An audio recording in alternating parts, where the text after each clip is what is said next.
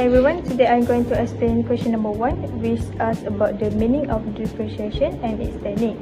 First, let's look at the meaning. In simple terms, differentiation is a mathematical process used to find the rate of change of a function with respect to its variable. Geometrically, when we differentiate a function, it gives us the slope of the tangent line at any given point of that curve. So we usually write it as f prime x or dy over dx. So for the technique of differentiation, if you can see in our slide, we have 4 main rules that we usually use. For the first rule is power rule. We use these 4 basic functions like d over dx of x to the power of n equal n x to the power of n minus 1. For the second rule is product rule. We use this when two different functions are multiplied together using the formula u dv over dx plus v du over dx. So for the third rule is quotient rule. We use this when one function is divided by another using the formula v du over dx minus u d over dx all over v square. For the last rule is chain rule. We use this for composite function, which means a function inside another function. We write it as dy over du times du over dx. So that's all for question 1. So we move on to question 2. Hi everyone, today I'm going to explain question 9a, where we need to find the derivatives of the function y equals to log x squared times x minus 3. Since this function is a product of two terms, we will use the product rule. The formula is d over dx multiplied with uv equals to u multiply with dv per dx plus v multiply with du per dx. First, we let u equals to log x squared and v equals to 10 x minus 3. Now, let's differentiate u. By applying the chain rule, du per dx equals to 1 over x squared multiply with 2x. We simplify to 2 over x. Next, we differentiate v. So dv per dx equals to sec 2 x minus 3 multiply with d per dx x minus 3. Since the derivative of x minus 3 it is just 1, we get dv per dx equals to sec 2 x minus 3 multiply with 1, which is simply sec 2 x minus 3. Now we substitute all this into the product rule formula. Dy per dx equal to u dv per dx plus v du per dx.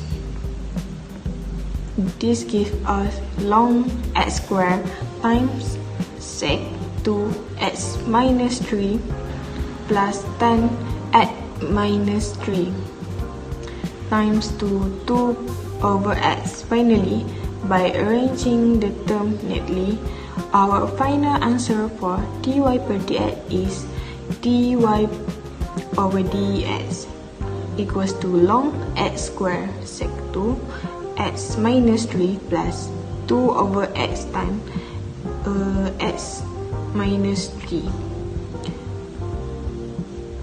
Next, we move to the next question. Moving on the second question. We are required to differentiate the function shown in the image.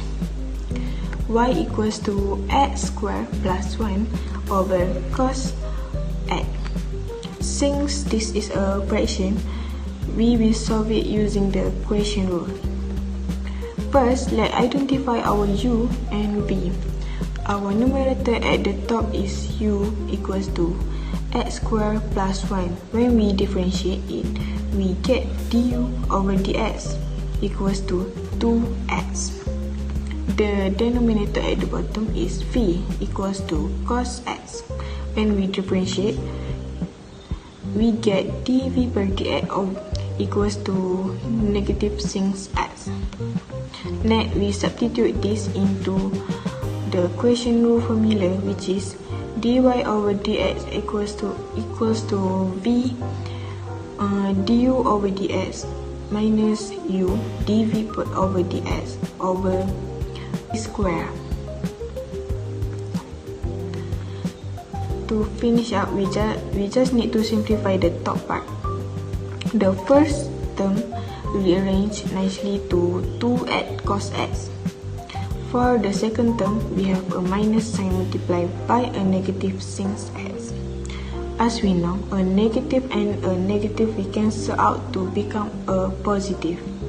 So our final simplified answer is dy over dx equals to 2x cos x plus x squared plus 1 sin x over cos square x. And this is the complete solution for this question. Thank you.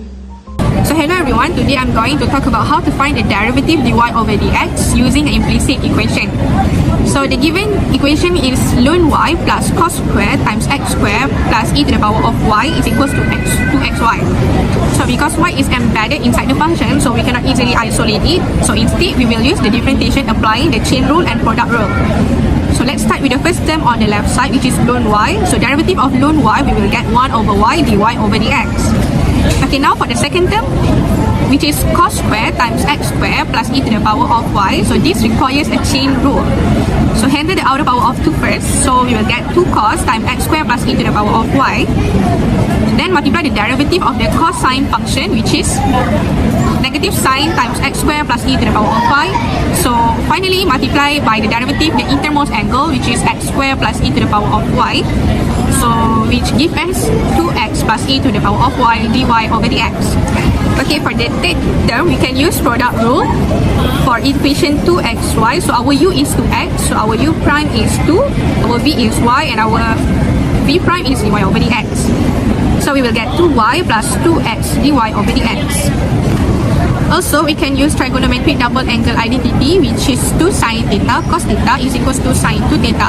So this condenses out second term beautifully into sin 2 times x squared plus e to the power of y times 2x plus e to the power of y dy over dx. So to isolate dy over dx, we will get every term containing a dy over dx on the left side and move all the other terms to the right sides. To remember to slip the sign when moving the terms across the equal sign. We can now factor out dy dx as a common factor, so leaving a large expression inside the brackets is equals to our right side. So as a final touch of our equation, we want to clear that fraction within a fraction caused by the 1 over y in the denominator, multiplying every single in both the numerator and denominator by y. So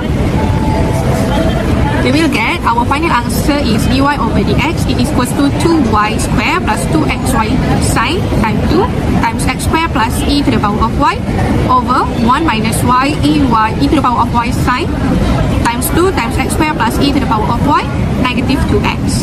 Thank you.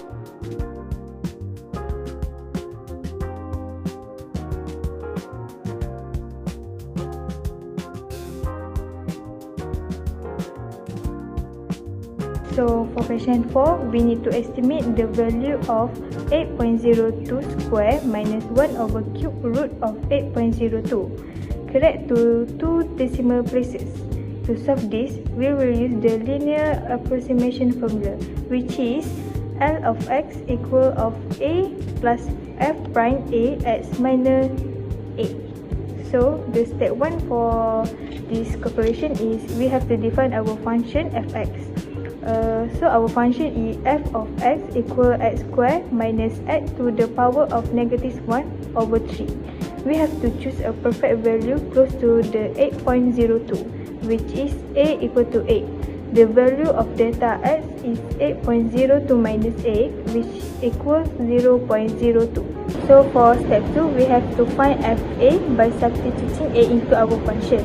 So when we substitute a into our function, we will get f of 8 equal 8 square minus 8 to the power of negative 1 over 3. This simplifies to 64 minus. So 1 over cube root of 8, which is 64 minus 0.5. So f8 equals 63.5. So for step 3, we have to find the derivative of f prime x. So f prime x equals 2x plus 1 over 3x to the power of 4 over 3. Next, we substitute a equal to 8 into f prime x. So f prime x equals 2x plus 1 over 360. This given us 16 plus 1 over 48. The final value for f prime x is 769 over 48, or approximately 60.02083. So for the final step, we have to put all the value into our main formula. So when we put all our value in our main formula, we will get L of 8.02 equals 63.5 plus 769 over 48, 0.02. This equals 63.5 plus 0.3204, which gives us 63.8204. Therefore, our final answer correct to 2 decimal places is 63.8204.